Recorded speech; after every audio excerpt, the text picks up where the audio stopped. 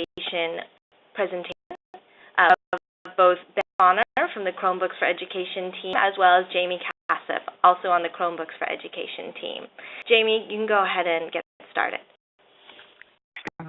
So good morning, everyone. Glad we have such a great participation rate for this Chromebook for Education overview. So if you can ping to the next slide with just kind of an overview of what we want to cover in the next hour. Talk a little bit about technology in the classroom and what we're seeing, the number of years of experience that we have now working with schools and school districts and states across the country. But what specifically Chromebooks are and what those Chromebooks mean in education, and get to the specifics of what these things can do in the classroom. Go through a couple of common questions that we know get asked a lot, so we want to address those up front so that we can really dive into some of your other questions during the Q&A session. Have James Sanders from KIPA talk to us a little bit about his experience using books in his classroom, and he can give you the teacher's perspective on it. And then again, we'll close with Q&A, and as Dana mentioned, we'll be able to answer your questions during the webinar, and then also answer your questions, and then also be able to fill in whatever answers we don't get to, and then send those to anyone who wants those to follow up. Started, as Dana mentioned, I'm part of the Chromebooks team, but I'm also part of the Labs for Education team. So if we start with the next slide, to talk about how is different than the other generation. And you know, I think Aaron said that about us, and you know, we say that about this generation, but this generation is definitely growing up in a different way than we're growing up. So I always like to start with the simple truth that he isn't necessarily new for this generation. So this picture, I'll start with the story. This is a picture of my 10-year-old. You know, a philosophy in our family where, you know, a book, you can get a book, and he can go to a store and buy a book that he's interested in, go to the library and get books that he's interested in. But what's interesting about this specific picture is that I took this when we walked into our Borders when he was looking for a specific book. And so he, by the 4 people that were working in the Border store, and children's book section where he would get the book, and he went to the terminal. The terminal because this is a 10-year-old who grew up with internet, with technology as part of his everyday life. And so you have articles regarding this digital age group and what they can do, and they tend to focus on the concept of multitasking, that these kids can multitask. And really, I don't believe that that's true. I don't believe mentally that 10 years have evolved to the point where their brains could do 5 things at the same time. And lots of studies that are showing that is true. In the sense that is central to their way of processing information. They start search, and the simple truth is that my 10-year-old idea that the world existed before Google. The world existed before the computer, the laptop, technology, the Wi-Fi. These are all things that are just natural to him. So if you go to the slide, you can see here coming to our schools. This is the generation. You know, forget the kids that are in school today. I mean, those kids are you know, I think of them as the transitional kids. These are kids who are growing up with technology. These are kids who are doing things with technology. But this is a generation here that's coming to our schools, and they're growing up with technologies in their hands. Like my 10-year-old has, if he's not using my Chromebook, he's using his laptop, or he's using, you know, my Kindle, or he's using my iPad, or he's using my phone. These kids are growing up with this technology as part of their lives. Next, about this generation. What we don't necessarily talk a lot about is that this generation is also growing up with the cloud. The cloud is new for them. We talk about cloud computing. I often find myself trying to define what cloud computing is when I go to presentations. I have adults. What is cloud computing?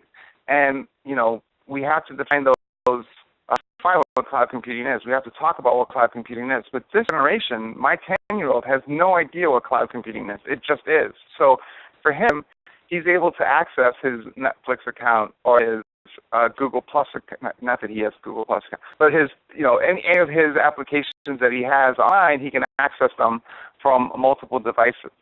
And so cloud computing isn't new. As a matter of fact, I'm hard pressed to find, client applications that my two kids use at all. Most of the things that they do when they say, "Can I borrow your laptop? Borrow your Chromebook?" The thing that they do is they open the browser and they go to whatever they're interested in, either Netflix or the Khan Academy or Wikipedia or Google or whatever. But they're always going to the cloud. So for us, cloud computing is this new concept where we have to go from these client-based tools that we use to these cloud-based tools. But to this generation, cloud isn't new. It just is. They're used to working in this environment. Next slide. So in mind is that this has grown up with cloud as just a fact. Now, when we look at the evolved very much for this and so you have classroom there on the left of what it looked like in 1950s, and for the most part, there are very, very good exceptions, but for the most part, if you look at the slide, that's what a classroom looks like today in the majority of schools. Now, you might have a smart board to that at the front of the classroom for some of the classrooms, but for the most part, we're still educating, we're still doing things the way we did in the 1950s when we didn't have computers, when we didn't have laptops, when we didn't have Chromebooks, when we didn't have cloud computing, when we didn't have Wi-Fi. And when you look at a classroom today, and it's like we have those things, but they're not into the education process. So you have kids, you have my 10-year-old who literally spends his off time in technology skills, doing things on the internet, searching the internet, learning things, and doing all these things, and then he goes to the classroom and like he's going back in a time machine because there hasn't been the evolution in the classroom for this. And 10-year-old, she's too old. She's done. She's off to college. She'll learn, technology on her own. My old is in the middle of his school and his schooling and is halfway there. Obviously I want to see technology for that generation and what they do, but I'm worried about that 2.5-year-old. And so, what is their expectation going to be going into the classroom? And so it's fundamentally true that there's no way that we can have a classroom that's like the one on the right in the next couple of years. There's going to be a major disruption to that environment. Next slide.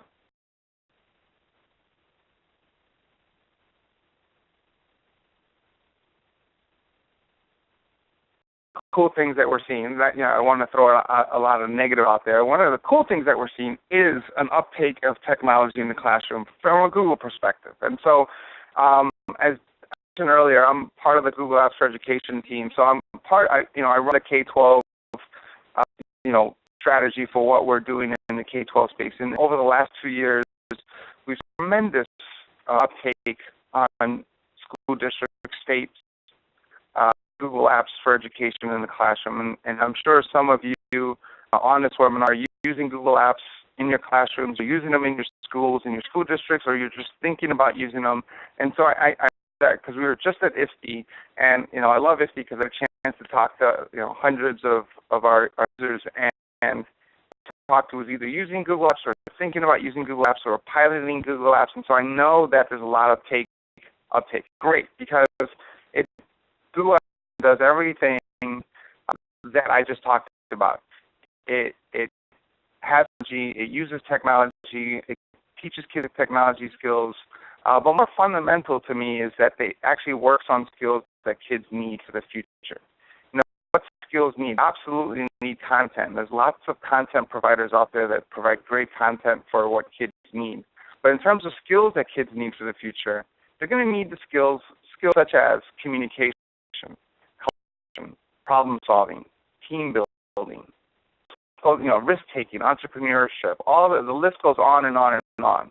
But fundamental to Google Apps for Education are some of the skills that teachers are using to help skills. So for example, and I'll talk a little bit about this in a minute, but if you use Google Apps to teach these skills like communication and collaboration and team building, and we're going to get into that. So I'm excited about the number of and teachers in schools using Google Apps for Education in the classroom. Now, the software, right? Cloud computing is the cool thing about cloud computing is that you can have a gazillion accounts of Google Apps for Education out in the world because it's all cloud-based. You don't have to go make it anywhere. You don't have to make the disks and put in boxes and mail them out. There's no shortage. You can have gazillions of accounts. The question is, well, how do we take this software, how do we take these applications and put it in kids' hands? And that's why I'm excited about Chromebooks, because Chromebooks give teachers the opportunity to take tools like this, like Google Apps for Education, and give them to the kids so that they can use them, one or in a lab or in a classroom, however they want to use them, but it gives kids the ability to use the cloud, which they're used to.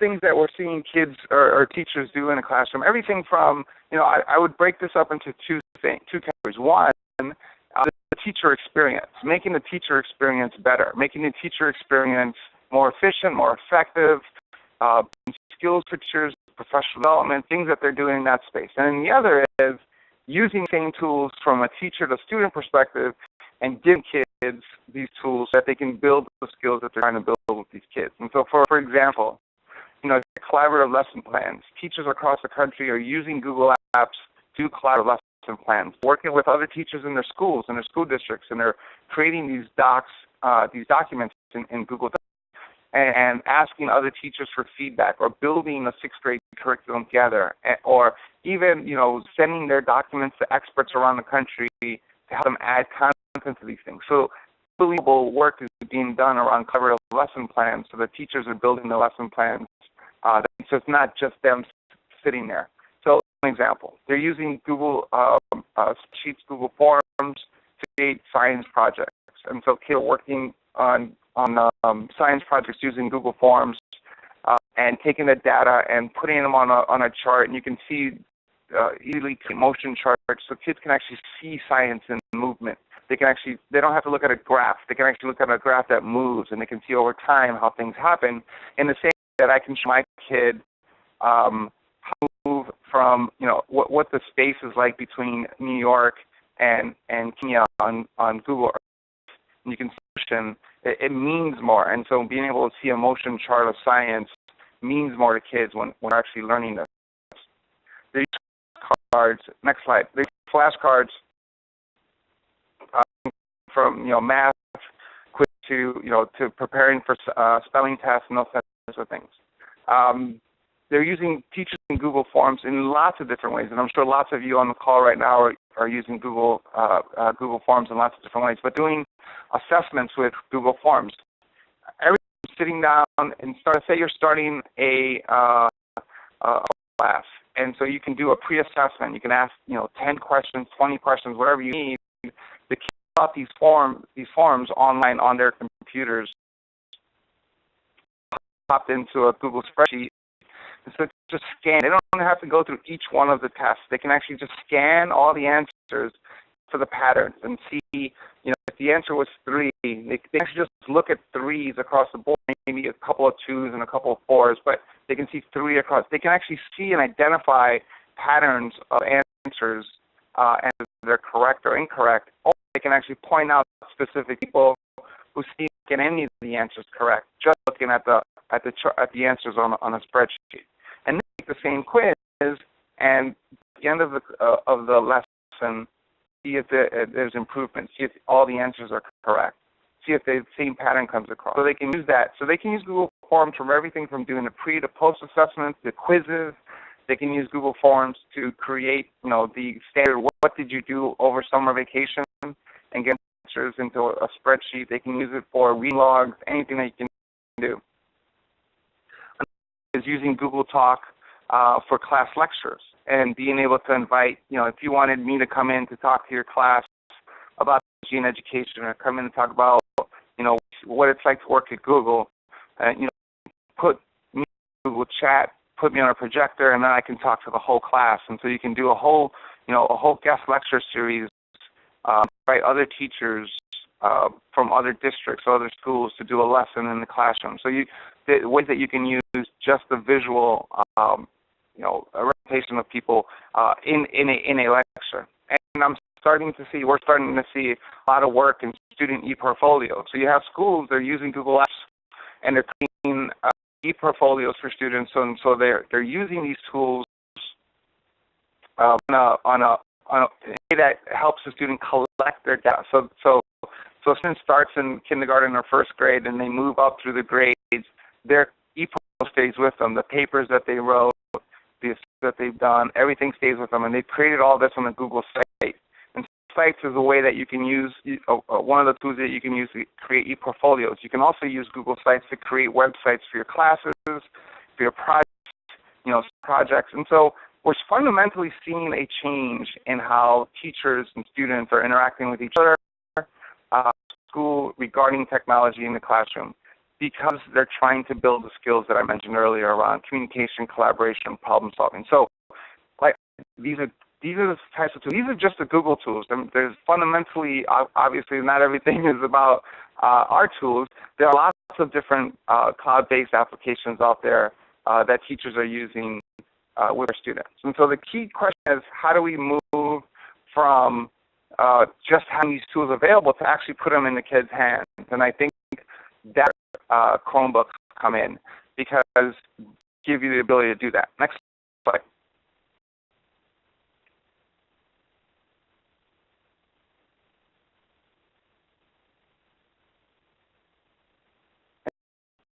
Is see an environment where we change this. So we change this model where kids are sitting there staring at a center point and getting all their information from one source and not communicating and collaborating with each other at all.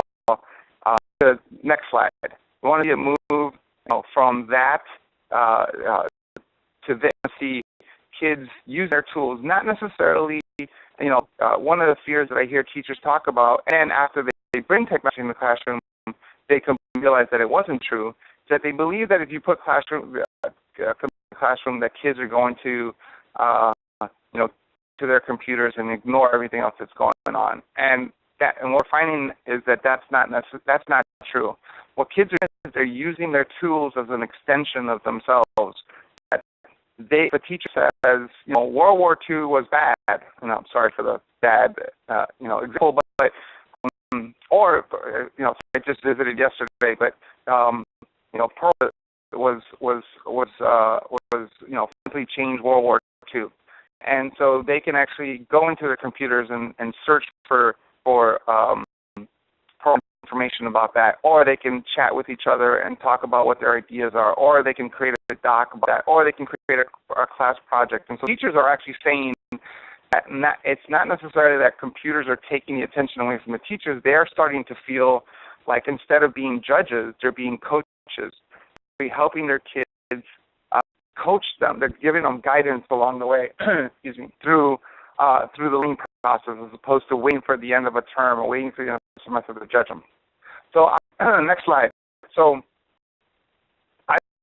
the technology is going to be the key in education, and I want Ben's going to talk a little bit about what these Chromebooks do and talk about what they're fundamentally different, because you need to keep in mind that bringing the saving grace of Chromebooks is that if you bring 10 into a school environment, they're really manageable. That's something that you can do. But if you're bringing 5,000 into a school environment, then it's complicated. And so what I'm excited about is that Chromebooks makes sure that it doesn't get complicated.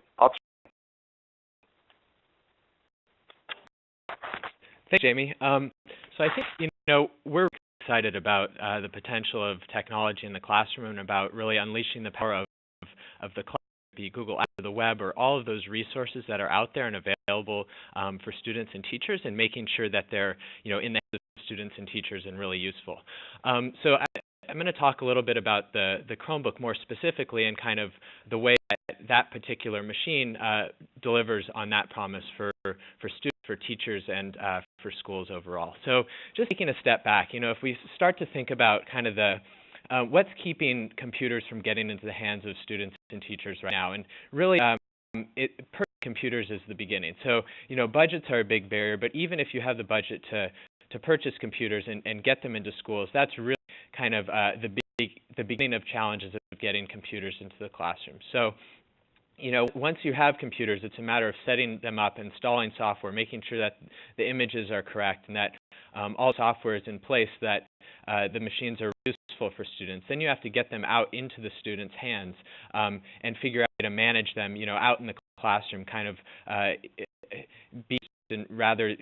rather than in a controlled environment, in a very dynamic environment where students are sharing and kind of moving around.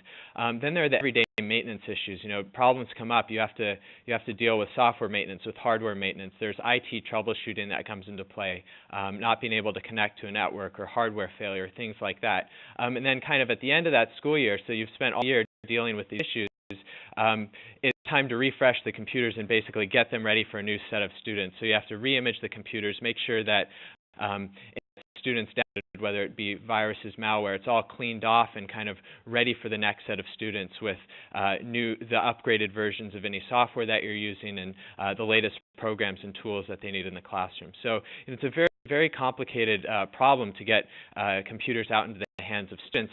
And some problems that go along with this very complex challenge is really user frustration of both teachers and students having to learn how to use a machine, deal with new software, kind of troubleshooting and things like that.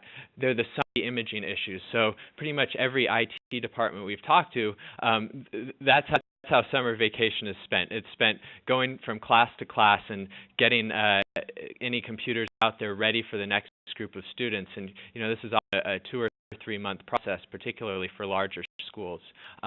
So along with this also comes support costs. So when you're spending this energy, especially if you have large deployments of computers, it really adds up to a lot of cost, and at the end of the day, it limits the ability for schools to expand the number of computers they have out in the hands of students because of those either cost or time limitations. All these problems really add up to the reasons why we don't have more computers in the classroom today, and why students, in a lot of cases, don't have access to all those dynamic tools that are out there, either cloud through Google Apps or just out on the web. So any Wikipedia articles, all those really rich resources that are out there and available. Talk about Chromebooks in particular. We feel that Chromebooks are really uniquely suited to addressing many of these challenges, both in a user standpoint, but also from a school and kind of an administrator standpoint. So introducing the Chromebook. The Chromebook is basically a notebook computer built around a web browser. So it's built and optimized for the web. It does the web really, really fast. It takes advantage of all that the Chrome browser has to offer. The computer is built on a Linux kernel, has some really security features that keep any viruses or malware from really taking hold and spreading. So it's a machine that's been built specifically for doing one thing really, really well and kind of getting users to the content and getting out of the way. So kind of some of the top level advantages that we see with the Chromebooks overall is that it will contribute to more productive users. So it's technology that just works. As earlier, the idea of the Chrome browser is to be fast, simple, and secure. And Chromebooks have the same principles built in from the ground up. So it's just a browser. Any student or teacher or administrator who's ever used a web browser will know how to use a Chromebook because it uses that same familiar interface. Chromebooks also, because of how they're built around the browser and closely integrated with the web, they're very easy to manage. So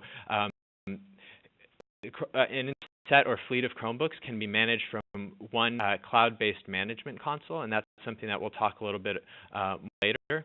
And also, all updates kind of happened in the background and are automatically applied to the device whenever it started up. So it's really forever fresh without any effort on your part to keep machines updated and new.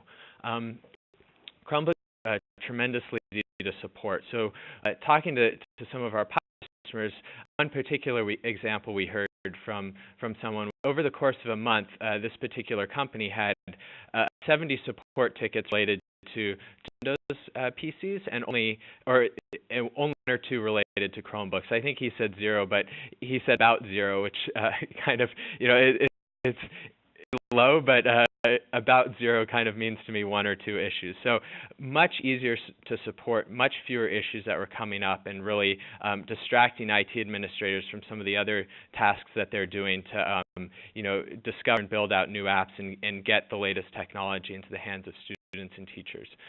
All this adds up to really a solution that's much easier to scale. And at the end of the day, we're interested in getting more computers out into the classroom and making a computer that's as easy. It's as easy to manage, a set of 35 in a classroom as it would be manage thousands of them. So by doing it, makes it much easier to really expand the abilities of current IT staff to support a much broader deployment of computers out into the hands of students and teachers, and bringing them all those resources that are out there. I mentioned kind of 2 user groups that really we see benefiting from the features of the Chromebooks. First are the end users, and the second are the IT administrators and the folks who are managing sets of Chromebooks in the classrooms. Talk a little bit first about what these benefits of Chromebooks and these features mean in the classroom environment. So let's talk about speed. I mentioned earlier that Chrome is built around one of the principles of speed, and Chromebooks boot cold in about 8 seconds and resume in about 2 seconds, fully connected to the network and ready to go. So this really means that when a student walks into the classroom, they pick up a computer, they're ready to go right from the beginning. There's no waiting for an operating system to boot up. There's not 5-minute delay time while you wait to log in, and then wait for kind of the background programs to load, and then you're to the lessons on the web, or to the programs on your computer. Chromebooks are on instantly; they're ready to go.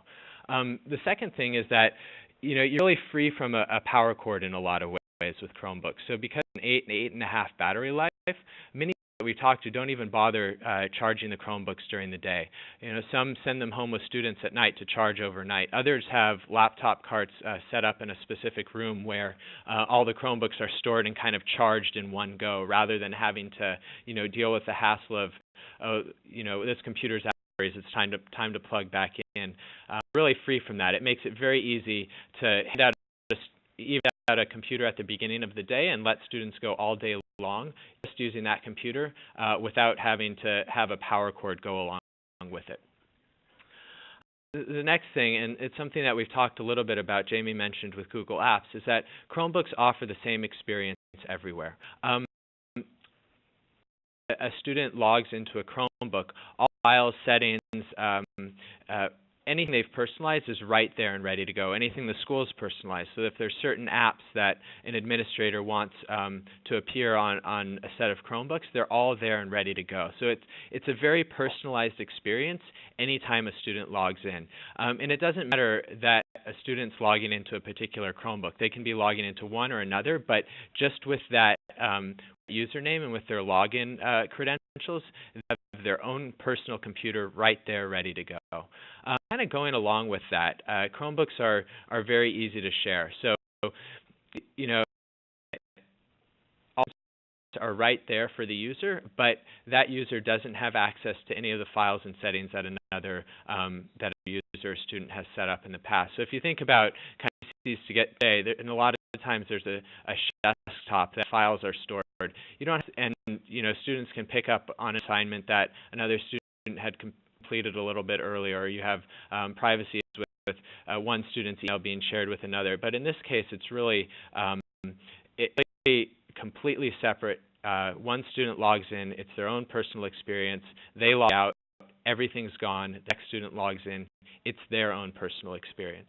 So that's really powerful, and it makes it very, and students who have really enjoyed this and able to kind of set up some of the basic settings and make it feel like the computer is really theirs. They're familiar with it right when they log in, and feeling like they're on a borrowed computer or a computer lab computer all the time. those are some of the benefits for the end users, students and teachers. It's very simple to use.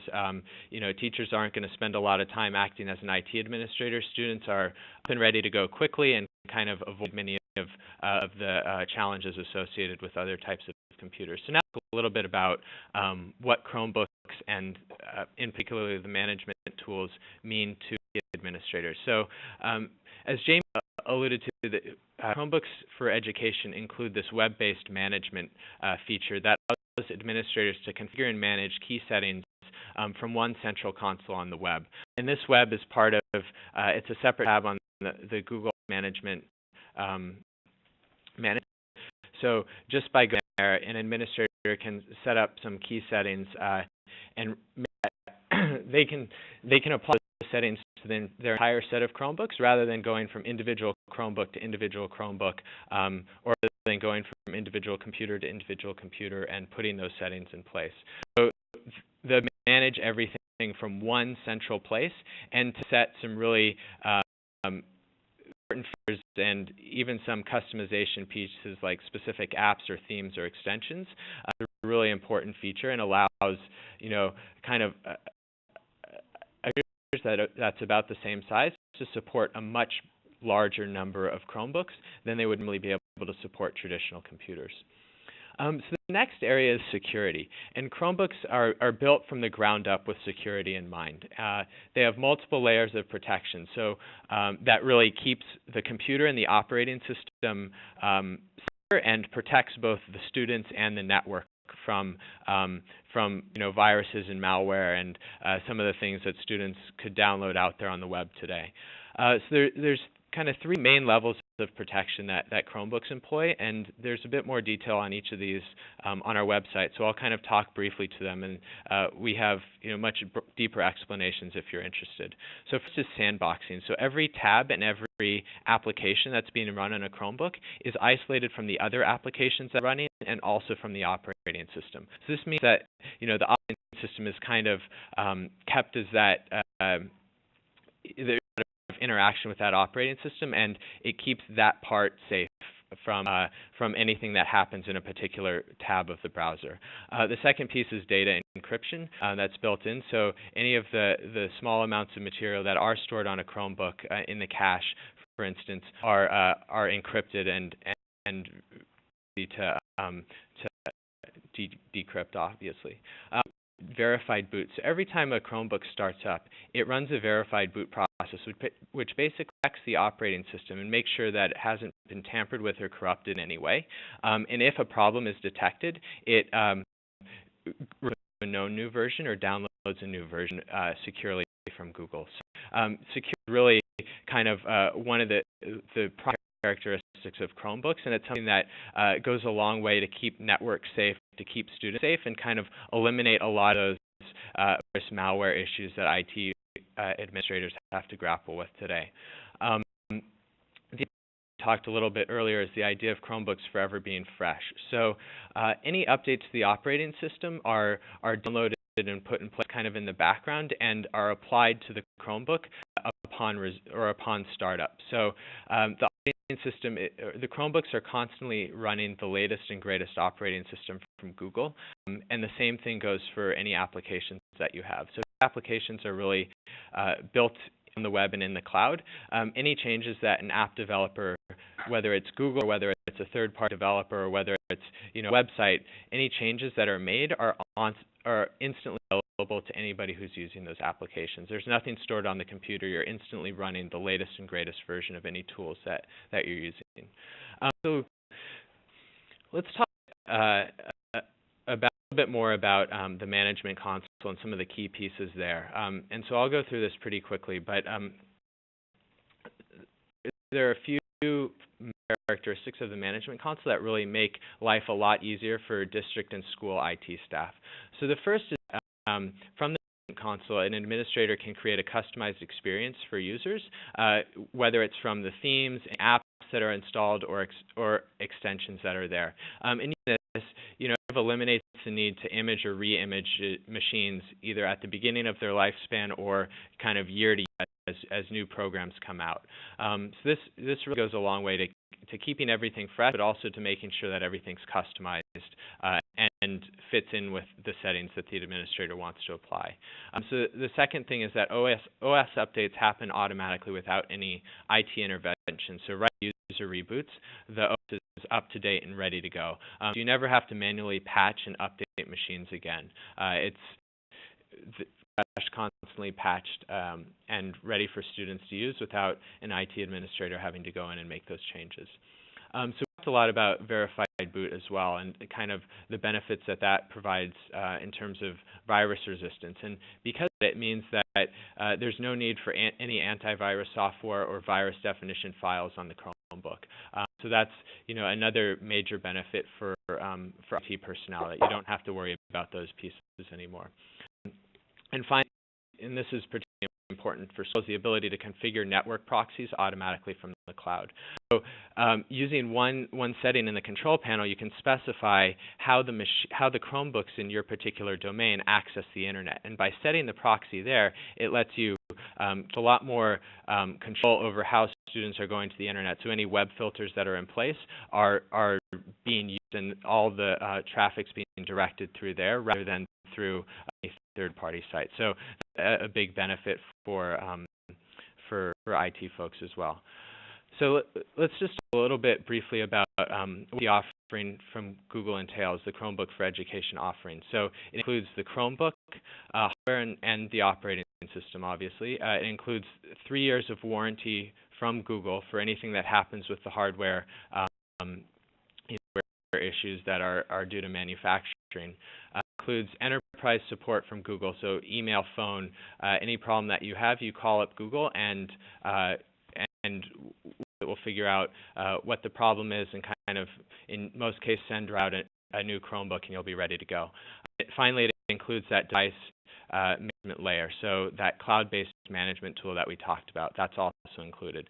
These things cost $20 per month per Chromebook, and that goes for, that's a 3-year contract period, so $20 per month, and at the end of those 3 years, you keep the Chromebooks and you get a new set of Chromebooks that are the latest version. Some top questions about Chromebooks that we've gotten, and I'll let Jamie kind of run through these really quickly, and then we'll hear from James Sanders a little bit about how he's used Chromebooks at KIPP LA. Thanks, Ben. So let's go through these real quick because we just want to make sure we're going through the questions and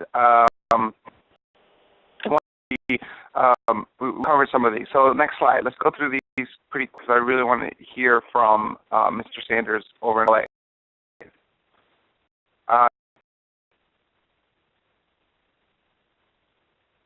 Okay. So the question is, can I buy Chromebooks for my school? Can I buy Chromebooks for my school through Amazon? And so you can buy Chromebooks from your school, but they're set up. They're not set up for management enrollment. So you can only get the management tools that Ben described from us. And so you can buy them from Amazon, but you can't get them. You can't get the management tools from Amazon. So it's not possible to take the devices that you buy from Amazon and kind of back them into the management tools. Next slide. Does it require a monthly plan? So the 3G Chromebook, so you can buy 2 different Chromebooks. You can get the Chromebook that's Wi-Fi, Chromebook that's Wi-Fi and 3G. And they cost 100 megabytes per month for 2 years. And additional data can be purchased in increments, so a monthly plan. So you would have to contact Verizon, who's the provider for that, and get more information about how the 3G plans work for your particular school district.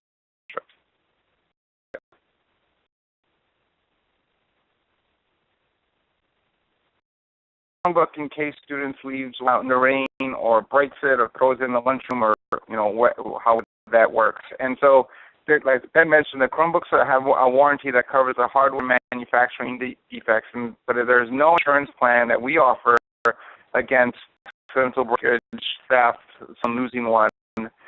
So it's typical issues that you face like that.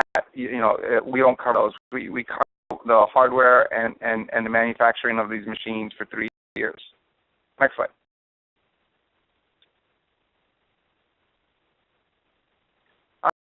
Yes, you can. So you can print via the cloud to any of the printers that are up on Google Cloud Print. And so you can get more information on google.com/cloudprint. So you can use printing functionality as much as print anymore.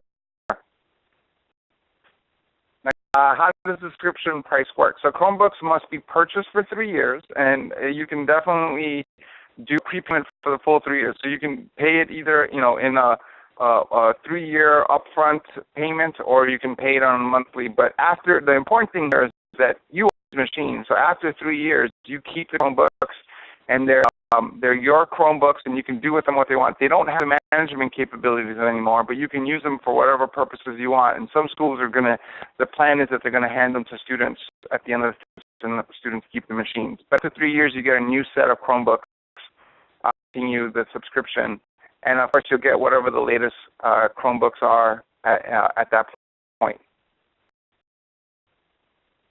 I want Mr. Sanders to talk a little bit about what they've done at KIPP Academy in LA, and talk about what their experience has been with Chromebooks.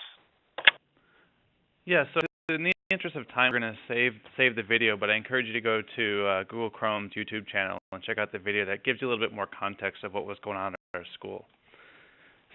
Past semester, I was able to use or pilot the Chromebooks in my classroom. And from the perspective of a teacher, I think the biggest value of having a Chromebook over their computer is just the increase in instructional time.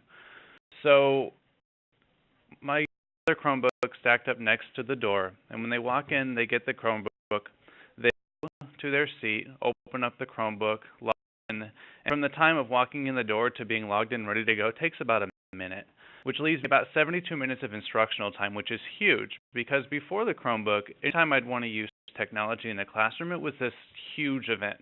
We'd have to secure the laptop cart by reserving it, make sure they're all charged, and then if they weren't charged, make sure the students were sitting next to the wall where they could plug in, sit down, either that or have cords strung out all over my classroom. And in between periods, because of battery life, I would have to and it was just a mess. And so even though I loved using technology in the classroom, it just didn't make it worth it. But with a Chromebook, I was able to use it in a way that it just kind of got out of the way. So after a lesson or use the Chromebooks in class, I would be able to take it right up to the end of the day. And say, all right, guys, shut them down. They'd line up at the door, set their Chromebook down. And because it's all done in the cloud, all of their information was instantly saved. They didn't have to worry about any lost information or the next student seeing any of their private files. And I also lived, okay, my computer, let's put it back in my slot. Fancy laptop card or anything. I just had a stack of Chromebooks and one power charger, because the Chromebooks lasted about 8 hours, and I'd only use them for about 5 hours a day of instructional time, and I really wouldn't have to worry about having them charged. So when I'd think about it, I'd plug 6 Chromebooks in and just kind of rotate throughout the day, and I never had an issue. The other thing that Chromebooks do is enable the students to work on the web. I was able to take my classroom and create this entirely web-based environment. So when my students came into my room, the first thing they would do is they'd go to my website, and here you see an example, and they would select today's history lesson. They would go in, and there would be, a blog post I'd run through Blogger where all the different tasks I'd have the students do, they would be right there. And because of Google Apps, the students would be able to go in and submit their homework to me through a Google form. Google Moderator, and any teachers out there or IT people, I really encourage you to check out Google Moderator, because it really transformed how discussions were done in my classroom. Because it's all on the web, the students would be able to submit their answers. We'd be able to see it in real time being submitted in discussions and different types of activity where the students would need to interact happen instantaneously. Where for tools like Google Moderator, if we were going to have a discussion where every student was participating, it would take the time of calling on each individual student raising their hands, or an individual student writing something down and passing note cards. It was just this huge, cumbersome process where I just wanted to run a quick discussion, but hear from each and every student. Another thing that's really cool, a cool part of the Chromebooks is you'd have access to the full Chrome web store. To do a lot of project-based learning in my classroom, and I'd have to use tools before when we were using, PCs or the Macintosh computers that we were using prior to these. I would have to figure out, okay, which application I needed to install on the machine, go to the individual machines and install that application. And really being able to come up with ideas, the week before the lesson and just go with them. Here's a cool example. I this art you do this art lesson where we studied medieval Japanese geography art. And I think it was right that day or the day before the lesson, I did this program called DeviantArt. I had earlier that I wanted to use some other application, and if I had done this on a traditional computer, I wouldn't have been able to make the switch to use a more effective tool. Then students go into their Chrome account, go to the store, download DeviantArt, and be able to create their art pieces all within the first 15-20 minutes of class, leaving the valuable time at the end for the discussion, for the higher level thinking. Other Google Docs were able to create presentations and add to them as they went throughout the year.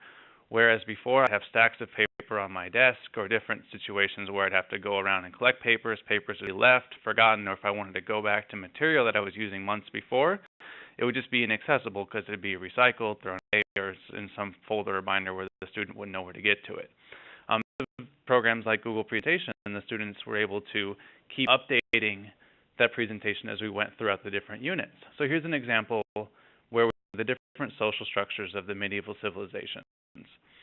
Each year, students would create a new slide. Here's an example of the Aztec social pyramid. And then the next unit, when we're creating one for the Incan Empire, the students will be able to go back and do a quick comparison, looking at the differences or similarities between the two empires, whereas before I'd have to provide that background information. But here they can see their thinking when we studied the Aztecs compared to their own thinking when we're studying the Incas. Less tool now, where traditionally if you wanted to use programs that involve video or involve multimedia, you'd have to have some local application running on a computer.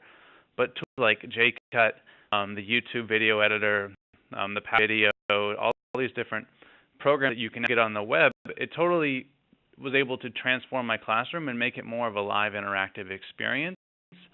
Where I wanted to record a video or have a student make a video, I would have to have them get out a camera, record it, upload the file to my computer, edit or do any edits that I wanted to, and then upload it to YouTube. Where it's going now, it's going straight into the computer, straight into the web, and the students are able to create and check out, and we can have that more important step, which is reviewing our material and having discussions around our material, rather than just the creation piece itself.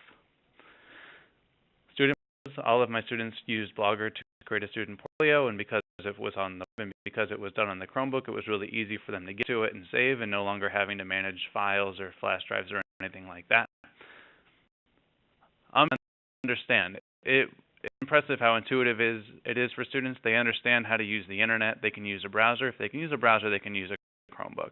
And really, I found that there's no other solution in terms of classroom because I can't deal with the loss of instructional time that's involved in having to use some other type of computer. So to maintain, like I said, I had only a stack in my classroom, one power charger, and didn't have to worry about any type of device management, rolling carts, reserving them through other teachers. It was just really easy for me to do. The IT guy didn't have to come down from the local district office. I could do it all with a flash drive if there needed to be anything redone. It was all done rather than having to waste the time of our IT people like Josh. You've already seen that, an increase in instructional time. And that's just my experience with Chromebooks, and it's been a real positive one. And I encourage you to check anytime you're making decisions. So I'm gonna pass it back.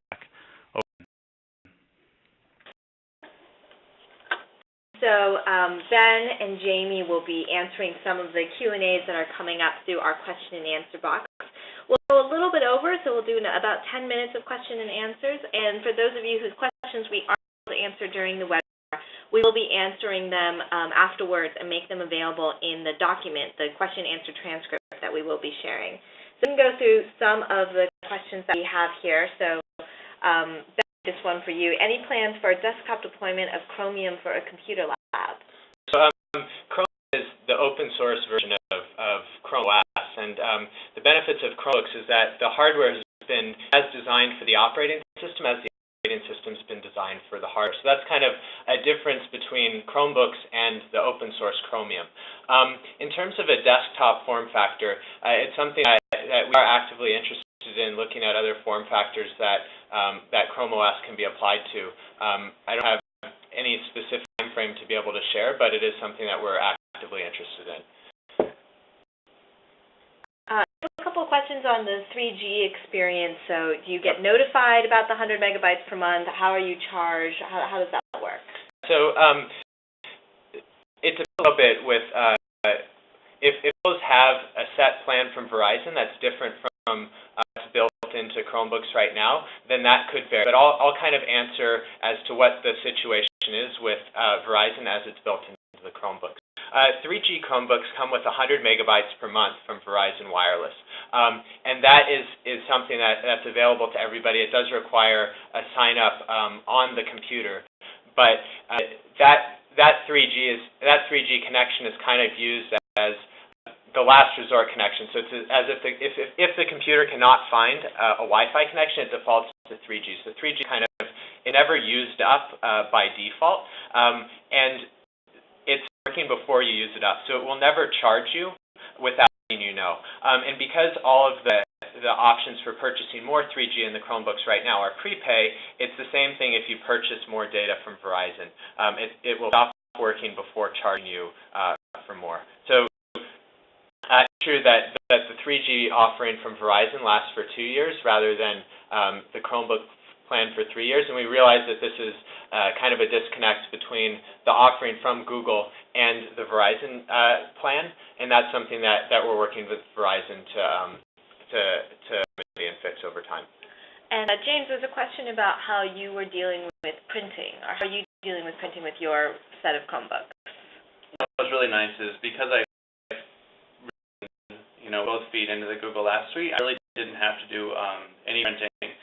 Possible, and I could have set it up for printing, but one thing at my school found, it was just so nice to cut the cord from the printer and just go paperless. So my ELA teacher, for example, because the students were sharing their with her via Google, she was able to go in, make revisions or monitor their progress, and get the papers back. And she just commented to me on how there was no longer stacks and stacks of papers on her desk, where she'd fear that she would lose one. So yes, there is the option to use printing. I just made the full do it.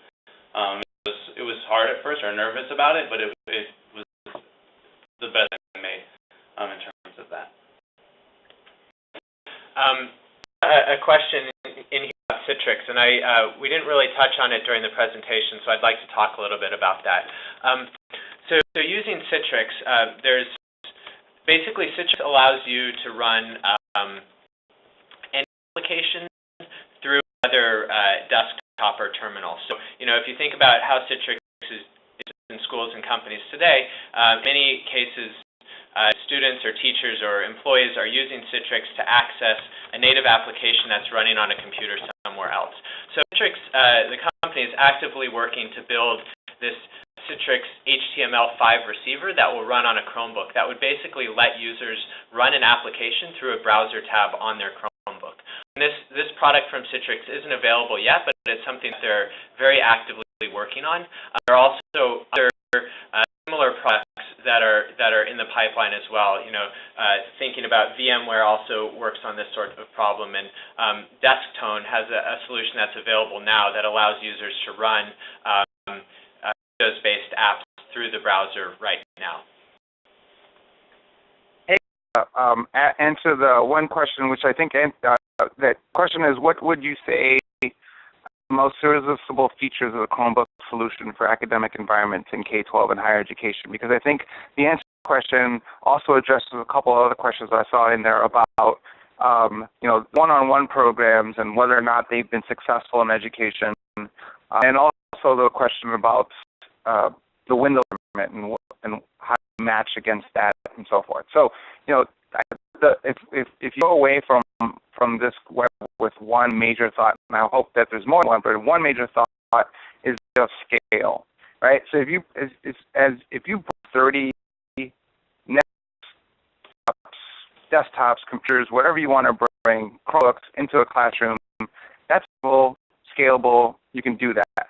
But 2,000 of those machines in a district, or 3,000, or even 1,000, that is, and being able to manage those and being able to scale. So I think from a why we haven't seen a better job with one-on-one programs, or why you don't see them as you should, is because of scale. And the Chromebook helps answer the question of scale because they're so easily manageable, because they're so easy to maintain. Scale all of a sudden isn't an issue anymore.